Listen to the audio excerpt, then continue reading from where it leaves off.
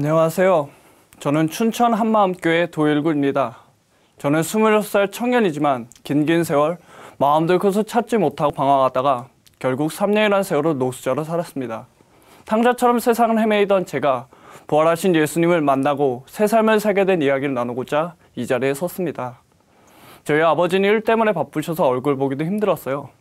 어머니는 피아노 학원을 하시면서도 저와 동생에게 많은 관심과 사랑을 주셨지만 전 그것도 간섭과 부담으로만 느껴졌어요.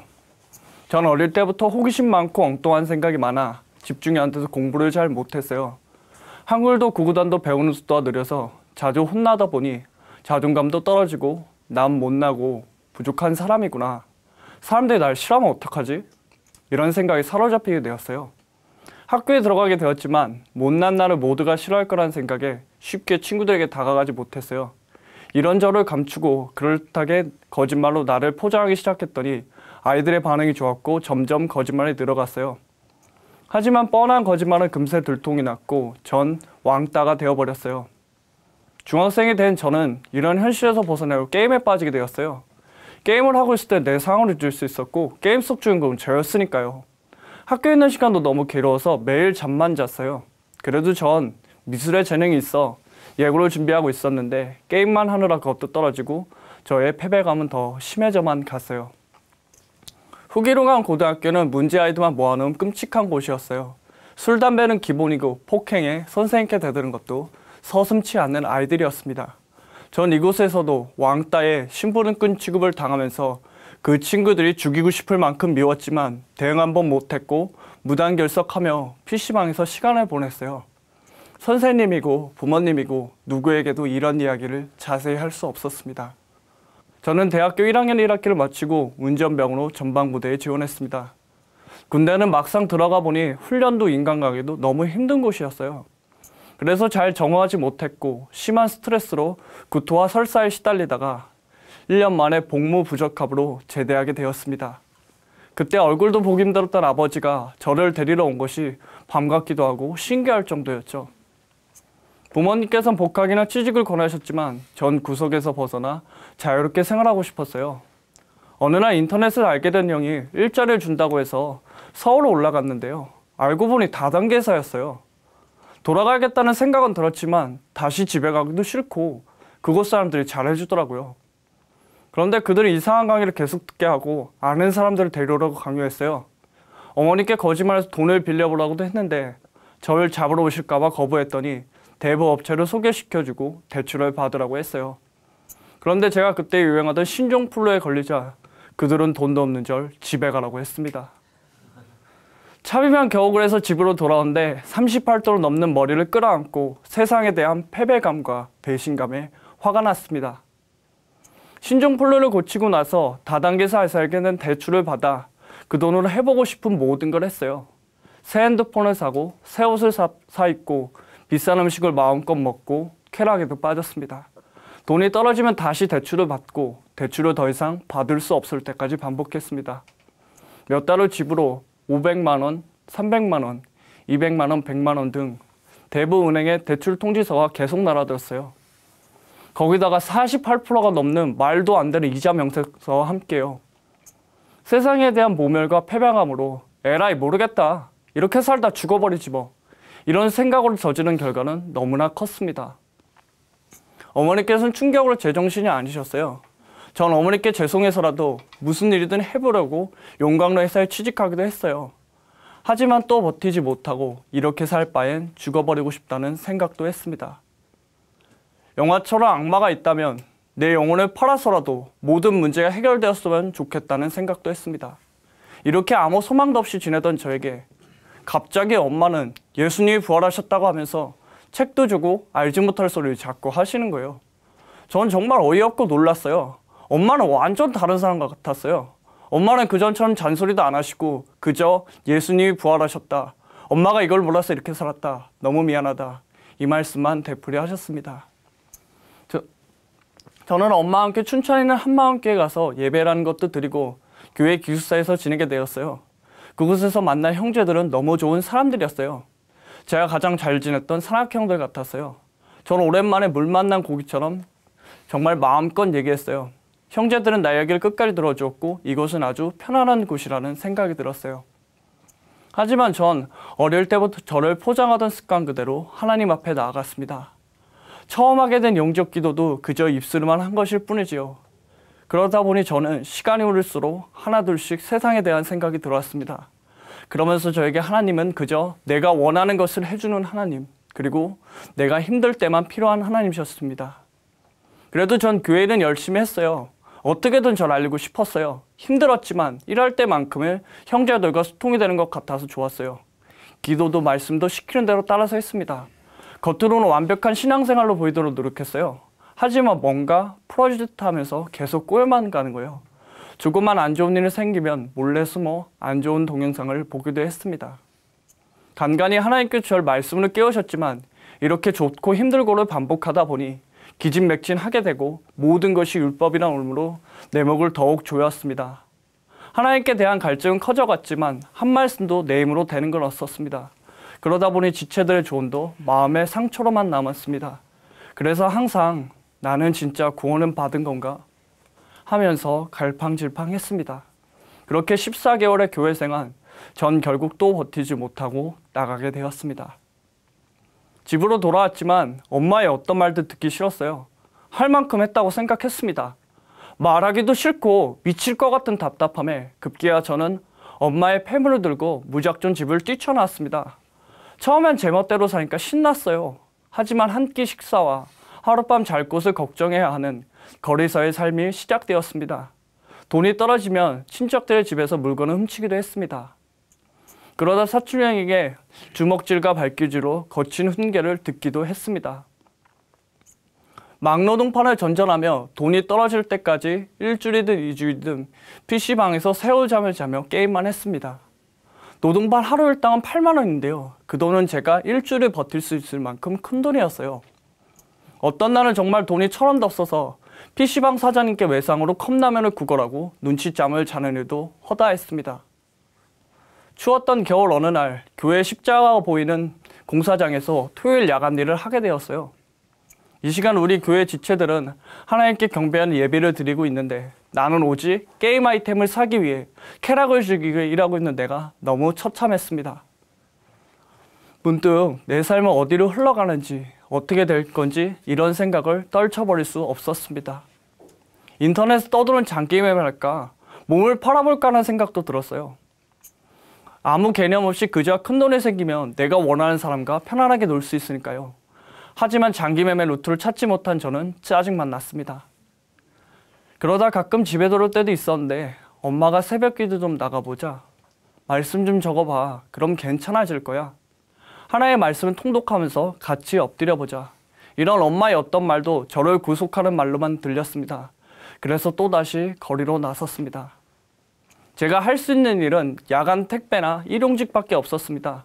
잘 곳도 없고 일하다 너무 더러진 옷을 버리고 주변 구제옷집에서 사 입기도 했습니다. 집에 들어올 때마다 필요한 옷가지와 최소한의 소지품을 든 가방도 이곳저곳 정처 없이 떠돌다 보면 어느샌가 빈손이었어요. 전 그렇게 노숙자가 되어가고 있었습니다.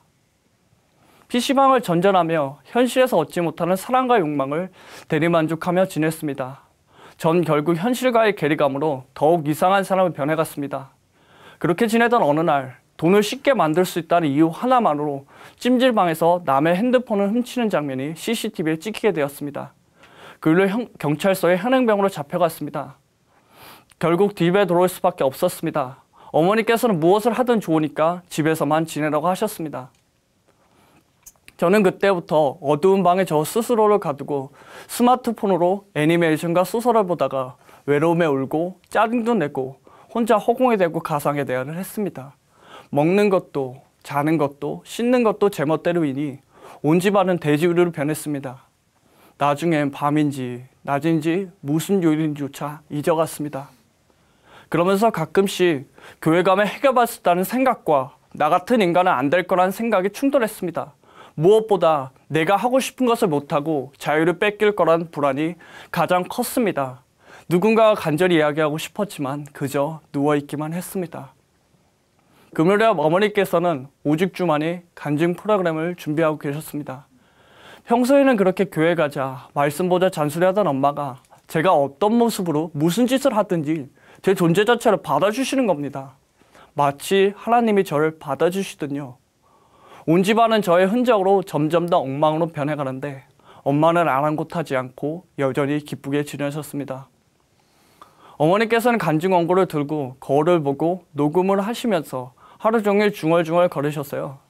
그러면서 저에게 일구야 어디 어색한 데 없니?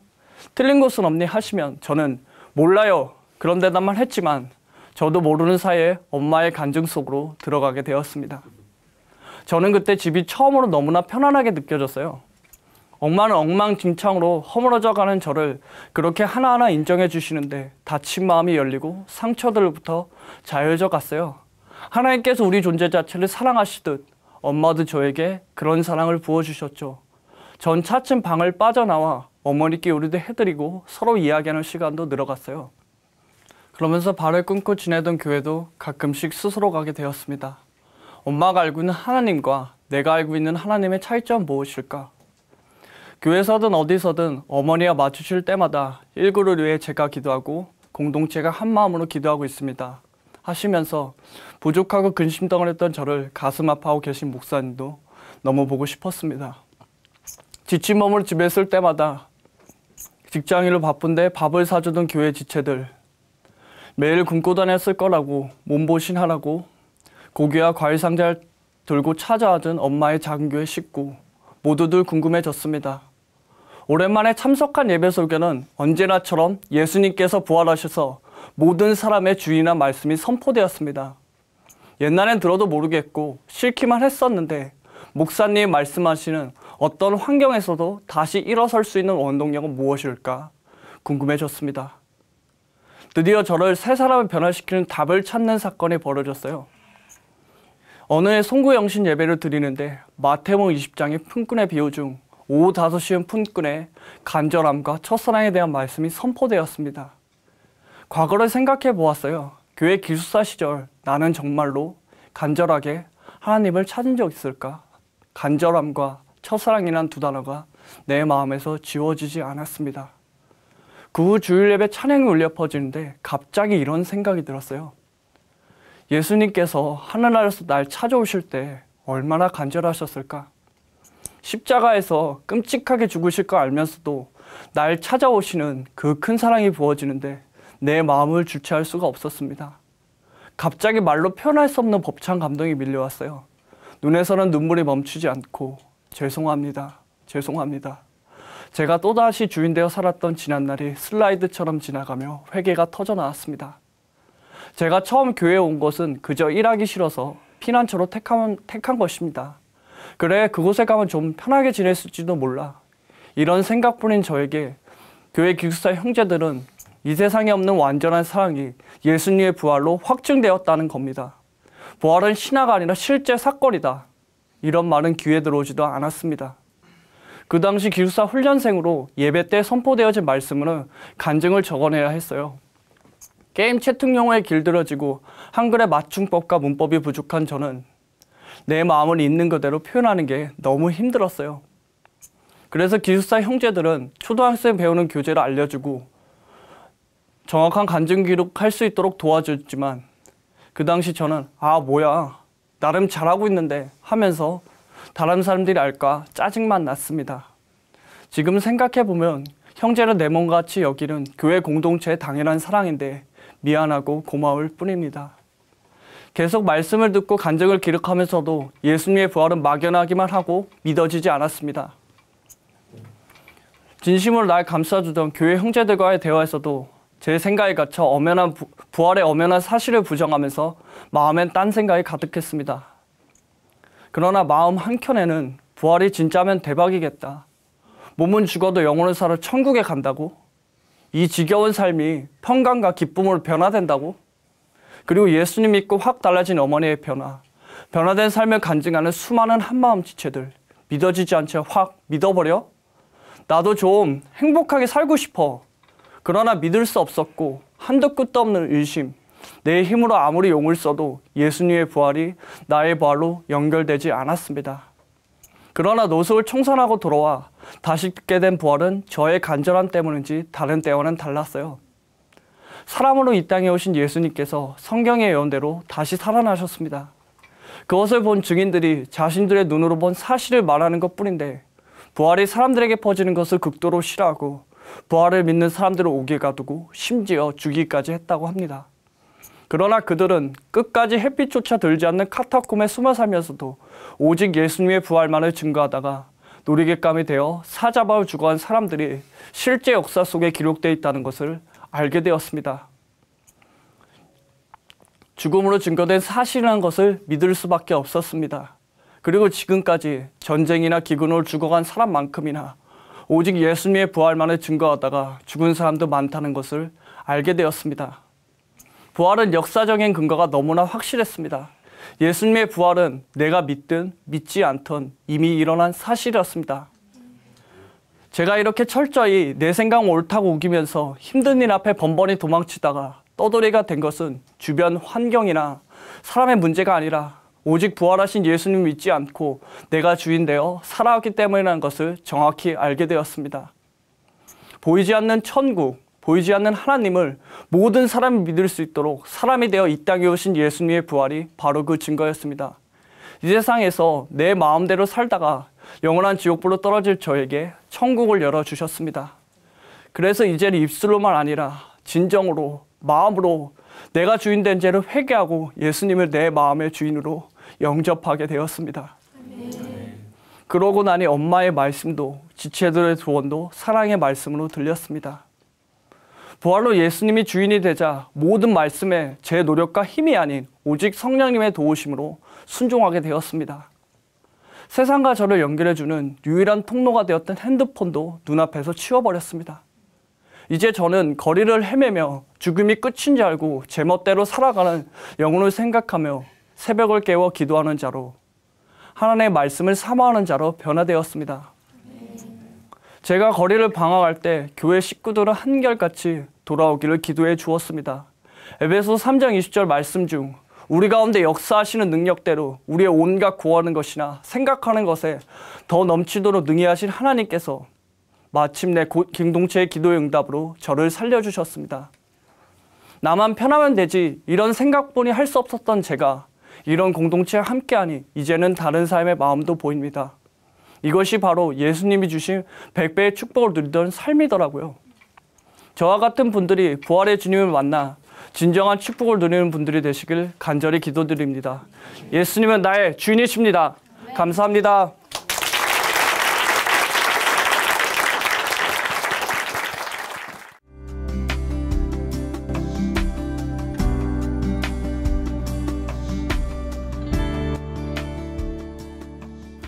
안녕하십니까. 저는 춘천 한마음교회 이동입니다. 제가 이 자리에 서게 된 것은 49살의 나이까지 복음을 듣지 못해 도박과 자살에서 벗어나지 못했던 제가 복음으로 변화된 저의 삶을 나누고자 합니다. 젊었을 때 한 3년 정도 직장에 다녀보니 평범한 생활에 실증이 나서 직장을 그만두었습니다. 그리고 장사를 좀 해보겠다는 생각으로 그 당시 유통업을 하고 계시던 명의 계시는 포항으로 내려갔습니다. 유통 경험을 직접 해보면서 준비를 하던 중에 잠깐 공백 기간이 생겨서 택시를 하게 되었습니다. 그런데 그때 난생 처음으로 도박을 배우게 되었던 것입니다. 그때 제 나이 29살이었습니다. 처음에는 택시 기사들끼리 재미삼아 푼돈으로 도박을 하게 되었는데 여기서 멈췄으면 괜찮았을 텐데 한번 도박에 손을 대니 멈춰지지가 않더라고요. 상대방의 마음을 읽고 내 마음을 숨기며 쏟고 속이는 도박이 처음 접한 저에게는 너무나 신선하고 재미가 있었습니다. 그러나 무엇보다 재미가 있었던 것은 돈을 따는 재미였습니다. 돈을 따는 것이 너무나 재밌었기에 저도 모르게 점점 깊이 빠져들었습니다. 전날에 10만 원을 잃었을 때는 후회도 하며 다시는 하지 말자 다짐도 해보았지만 다음날 몇만 원이라도 따는 날에는 따는 그 재미에 계속 하게 되더라고요. 이런 것은 생각나지도 않고 따는 것은 정말 재미가 있었습니다. 그 당시 24시간 막교대 근무였는데 교대하기 전 10분 정도 세차하는 시간에 했던 도박이 재미를 넘어서 일까지도 제쳐놓고 밤을 새워가며 하는 날들이 많아지더라고요. 그런데 택시 기사들하고 푼돈을 하던 도박이 어느 순간부터 시시해지기 시작했습니다. 그래서 더 큰 도박판을 찾게 되었고 자연스럽게 전문 도박꾼들과 어울리게 되었습니다. 그 당시 장사를 하려고 준비해놨던 돈이 좀 있었습니다. 그런데 도박꾼들과 도박을 하다 보니 장사를 하려고 준비해놨던 돈을 조금씩 잃기 시작했습니다.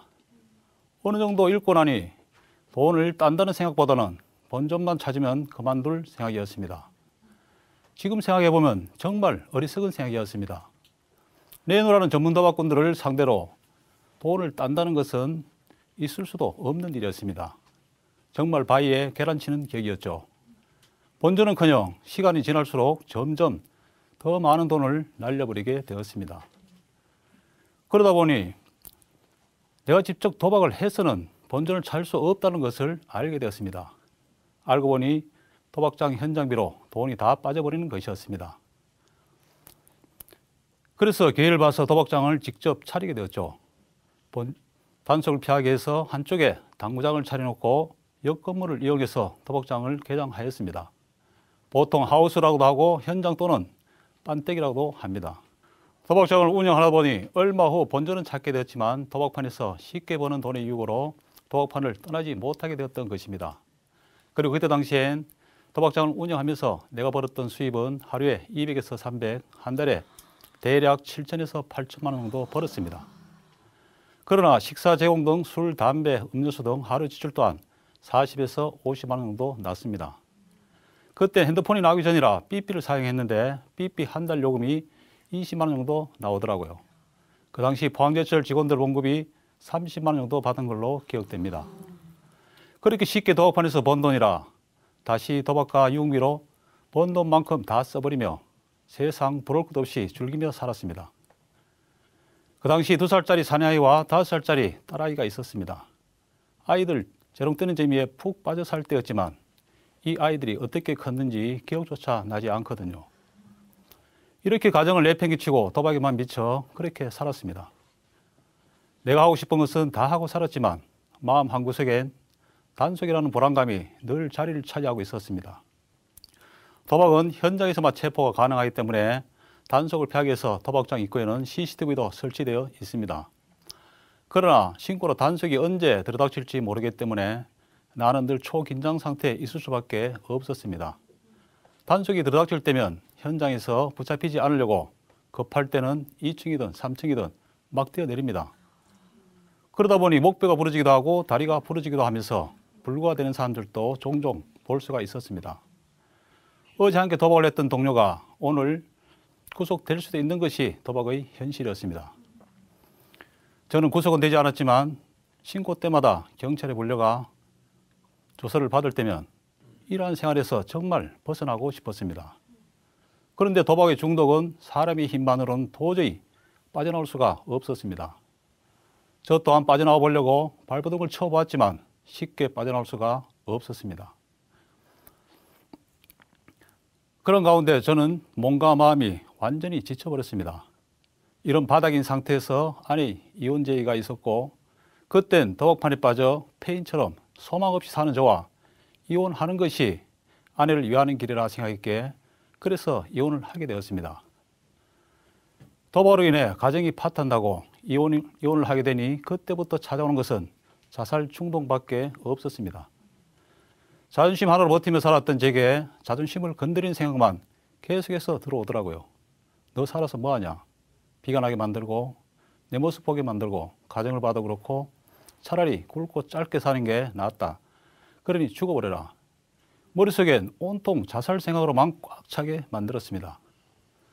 나중에 교회를 다니면서 영적 세계가 진짜 있구나 하는 것을 정확히 알게 되었습니다. 이 세상이 악한 전에 차 있다는 것이 저에게는 너무나 선명하게 믿어졌습니다. 진짜로 마귀가 저에게 자살하려는 생각을 계속 넣어줬거든요. 영화나 TV에서 봤던 자살하는 장면을 떠올리게 하면서 목매달아 죽는 방법, 바다에 건물 옥상에서 뛰어내리는 방법, 바다에 투신하는 방법 등 여러 가지 방법을 자세히 가르쳐 주었습니다. 그래서 수도 없이 새벽까지 술을 마시고 만취 상태에서 운전대를 잡고 포항에서 동해안 망양 휴게소까지 1시간에 되는 거리를 미친 듯이 달려가곤 했습니다. 이건 분명 사람의 힘이 아니라 누군가에 의해 끌려가는 기분이었습니다. 도적이라는 것은 도둑질하고 죽이고 멸망시키는 것뿐이라고 했는데 그 말씀이 실제가 되는 것을 그때 경험을 했습니다. 구불구불 엄청 험한 길을 새벽 시간에 타이어가 타면서 끽끽 소리가 날 정도로 이성을 잃고 달렸습니다. 망향 휴게소에 낭떠러지가 있으니 거기서 죽어라. 죽을 장소까지도 정확히 가르쳐 주었습니다. 아, 그러니까 내가 죽을 장소는 바로 망향 휴게소 낭떠러지로구나. 제 머릿속에 콱 박혀버리더라고요. 그래서 수차례 시도를 했습니다. 한 번만 핸들을 감지 않으면 바로 낭떠러지로 떨어지는데 그 순간 가족들 생각이 나면서 다시 핸들을 돌리게 되더라고요. 그렇게 해서 죽을 고비를 몇 차례 넘겼습니다. 정말 이렇게 살면 안 되겠다 싶어 다시 정신을 차리고 열심히 살아보려고 재혼을 하게 되었고 도박장도 정리를 하였습니다. 그런데 한 번 걸린 도박의 족쇄는 저를 놓아주지 않더라고요. 계속해서 도박꾼들의 연락이 왔고 결국 저는 다시 도박을 하게 되었습니다. 많은 돈을 없앨 때마다 후회도 해보았지만 도박의 중독성 때문에 도저히 빠져나올 수가 없었습니다. 그래서 결국 숟가락 하나 없이 다 탕진하고 나서야 포항을 뜨게 되었습니다. 제 아내는 아무 연고도 없고 아는 사람도 없는 춘천을 선택하게 되었는데 지금 생각해보면 제 아내가 춘천으로 오게 된 것은 진짜 하나님의 놀라운 인도하심이었습니다.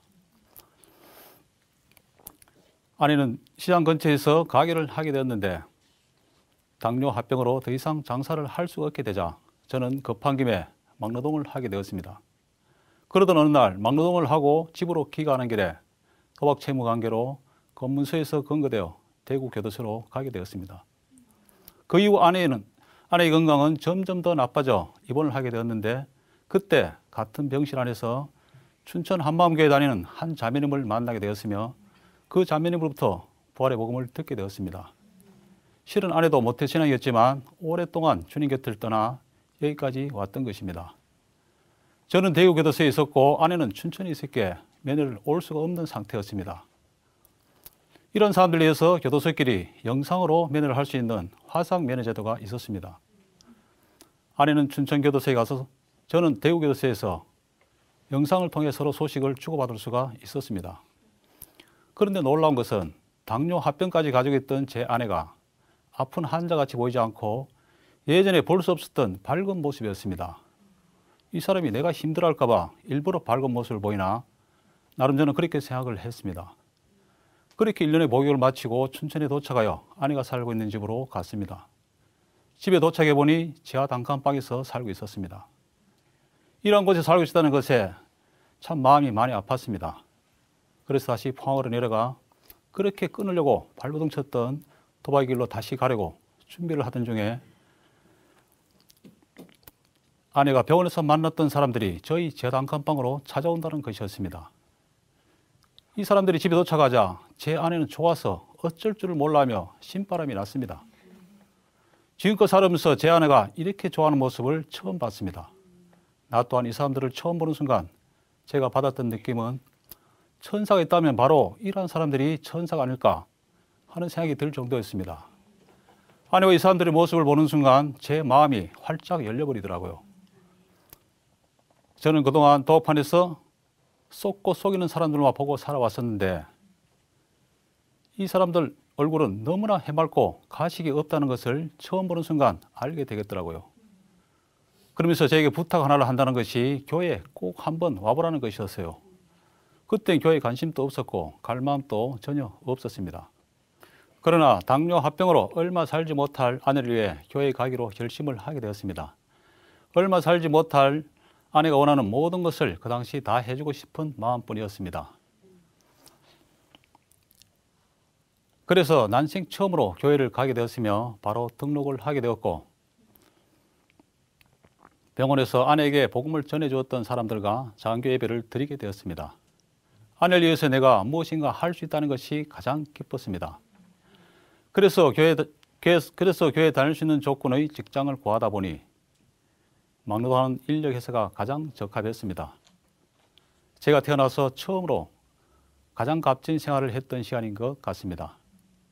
막노동을 마치고 과일을 사들고 예배를 드리러 갑니다. 그러면 거기 있는 사람들이 얼마나 반갑게 맞이해 주는지 어느새 매일 장교 예배가 너무나 기다려지더라고요. 그러다가 교회 지체가 운영하는 학원에 운전기사로 근무를 하게 되었는데 아내의 건강은 점점 더 나빠져만 가더라고요. 직장생활의 간병에 정신없는 생활을 하게 되었지만 직장에 오해했던 형제의 많은 도움으로 직장과 간병을 겸해서 할 수가 있게 되었습니다. 정말 하나님의 방법은 놀라웠습니다. 그렇지 않으면 나 같은 자가 지금 이 자리에 있을 수 있을까 반문해 봅니다. 5년 동안 5년 가까이 아내의 간병을 한다는 명분으로 교회에 붙잡아두고 지금 이 자리에 서게 해주신 것입니다. 5년 가까이 교회를 다니며 이 사람들은 정말 내가 믿을 수 있는 사람들이라는 것이 확신이 섰습니다. 20년 동안 도박을 하면서 그 어떤 사람도 믿은 적이 없었습니다. 도박하는 사람들끼리는 숨 쉬는 것 외에는 전부 거짓이라 할 정도로 서로가 조금도 믿지를 못했으니까요. 20년을 가족보다 더 가깝게 지내며 함께 살다시피 했지만 한 사람도 믿은 사람이 없었으며 단 1%라도 마음을 준 적이 없었습니다. 그리고 도박을 하면서도 늘 나의 이익만을 생각했습니다. 저에게 이익이 되지 않는 일은 하지도 않았습니다. 이러한 것이 내가 도박판에서 살아남을 수 있는 유일한 방법이었으니까요. 사람을 만나고 대할 때도 나에게 득이 될 수 있는 사람인지 먼저 파악을 해야만 했습니다. 나에게 득이 되지 않는 사람은 관계조차도 하지 않았습니다. 그리고 도박판 사람들은 철새와 같은 사람들이었습니다. 돈을 따라서는 그 어디라도 당장 떠날 수 있는 사람들이었으니까요. 수많은 사람들이 제 곁을 오고 갔지만 도박판에서는 단 영원할 수 있는 것은 단 하나도 없었습니다. 20년을 이러한 생활을 하다 보니 어느 순간부터 정말 사람들이 그리워졌습니다. 이익만을 따진 사람들이 아니라 마음을 터놓을 수 있는 사람들이 그리워졌습니다. 쉽게 떠나는 사람들이 아니라 죽는 그날까지 함께할 그런 사람들이 그리워졌습니다. 사람들에게 마음이 꽉 닫혀 제 자신도 열지 못했던 마음을 정말 열고 싶었습니다. 오랫동안 도박판에서의 경험으로 저는 상대의 마음을 금방 읽을 수 있게 되었습니다. 그런데 한마음교회 사람들은 도박판에서 만났던 사람들과는 너무나 달랐습니다. 저에게 그 어떤 것도 바라는 게 없었으며 제게 있는 그대로를 받아들여 주었습니다. 저희 과거나 지금의 상황은 전혀 문제가 되지 않았습니다. 20년 만에 처음으로 이 관계를 따지지 않는 사람들을 만나게 된 것입니다. 처음으로 서로 속이지 않고 믿을 수 있는 사람들을 만나게 된 것입니다. 처음으로 쉽게 떠나지 않고 영원히 함께 할 수 있는 사람들을 만나게 된 것입니다. 나와 같은 이방인들을 아무 조건 없이 복음 안에서 영원한 가족으로 받아주었던 것입니다. 영원한 하늘가족 공동체를 보게 해주시고 만나게 해주신 것입니다. 이러한 사람들과 함께 지낼 수 있는 공동체가 제게서는 바로 천국이었습니다. 아내와 저는 날마다 최고의 삶을 살았습니다. 그 당시 아내는 힘든 가운데서도 항상 기뻐하며 병실 안에서도 예수님을 너무나 기쁘게 전했습니다. 그렇게 기쁨의 삶을 살다가 아내는 주님 품에 안겼습니다. 아내의 장례식은 내가 그동안 살아왔던 세상에선 볼 수 없었던 축제와 같은 분위기였습니다. 슬픔의 장례식이 아니라 천국의 소망으로 가득 찬 기쁨 그 자체였습니다. 아내의 장례식을 통해서 저는 교회 공동체가 진짜 하늘나라의 영원한 가족이라는 것을 정확히 보게 되었습니다. 그런 가운데 저도 이들이 믿고 있는 예수님을 믿고 싶어졌으며 천국의 큰 확신 또한 갖고 싶어졌습니다. 그동안 수없이 들어왔던 복음을 그때서야 고민해보면 깊이 생각하게 되었습니다. 그러면서 선명해지는 것이 하나 있었습니다. 저는 그동안 도박이 제 인생을 망쳤다고 생각을 했습니다. 도박에 손을 댄 것과 끊지 못한 것을 후회하며 가슴치며 살았습니다. 도박이 제 인생을 자살과 이혼으로 모두 망쳐버렸다는 생각을 끊을 수가 없었습니다. 그런데 내가 왜 이런 삶을 살 수밖에 없었는지를 정확히 보게 되었습니다. 도박이 제 인생을 망친 것이 아니라 이미 부활로 다 이루신 예수님을 믿지 않고 여전히 내가 주인 되 살아왔던 죄 때문이었습니다. 예수님을 주인으로 믿지 않고 내가 주인 되었기에 도박이 아니었어도 나의 삶은 별반 다를 것이 없었을 것입니다. 저는 도박에 손을 댄 것을 평생 후회하며 살아왔었는데 그날 이후부터는 예수님을 모르고 살아왔던 지난 날들이 더욱더 큰 후회가 되었으며 49년 동안 내가 주인되어 살아왔던 죄에 대해 철저히 회개하게 되었습니다. 그리고 예수님을 내 마음 중심의 주인으로 모시게 되었으며 부활하신 주님 앞에 온전히 굴복되게 하셨습니다. 전능자께서 이 땅 가운데 오셨다 가셨는데 그냥 가셨겠나는 목사님의 말씀처럼 내가 그동안 가장 두려워하며 쏟고 살아왔던 죄의 문제와 죽음 문제까지도 해결해 주셨으며 새 피조물로 새롭게 거듭난 삶을 살게 해주신 것입니다. 3년 반 동안 따랐던 제자들도 죽은 자 가운데서 살아나신 후에야 성경과 및 예수의 하신 말씀을 믿었듯이 이제는 나의 신념과 체험이 아니라 모든 사람에게 믿을 만한 증거인 부활로 흔들리지 않는 믿음을 내게도 주셨습니다. 그 이후 제 삶은 변화되었습니다. 삶의 소망이 없어 자살만을 생각했던 제가 이 세상을 살아가야 할 분명한 목적을 찾았습니다. 제가 이 세상을 살아가야 할 이유는 저처럼 복음을 듣지 못해 눌리고 포로된 자들을 자유하게 위해 살아가고 있습니다. 주님 안에서 다 가진 자로서 학원차 운전을 하며 학생들에게 복음을 전하는 부활의 중인으로서 살아가고 있습니다. 이제 더 이상 도박으로 망가진 제 인생을 보며 후회하는 삶이 아니라 내게 주신 사명을 감당하며 영혼에 대한 뜨거운 사랑으로 표대를 향해 달려가고 있습니다. 이제는 사람들을 믿지 못하거나 이 관계만을 따지지 않고 내가 먼저 마음을 활짝 열고 있는 그대로 사람들을 받아들입니다. 은혜로다 은혜로다는 찬양 가사가 매일 제 마음을 울립니다. 하늘가족 공동체와 살아가고 있는 제 삶이 저도 믿어지지 않을 때가 많기 때문입니다. 죽어서도 벌써 몇 번 죽어서 될 그런 목숨인데 하나님의 은혜와 축복 가운데 살아가고 있는 것입니다. 지난날 저희 인생은 도박으로 쫄딱 망한 인생이었지만 지금은 부활의 복음으로 대박난 인생으로 역전되었습니다. 여러분께서도 부활하신 예수님을 나의 주인으로 믿으시고 기쁨과 소망이 넘치는 가정 되시기를 기도드립니다. 감사합니다.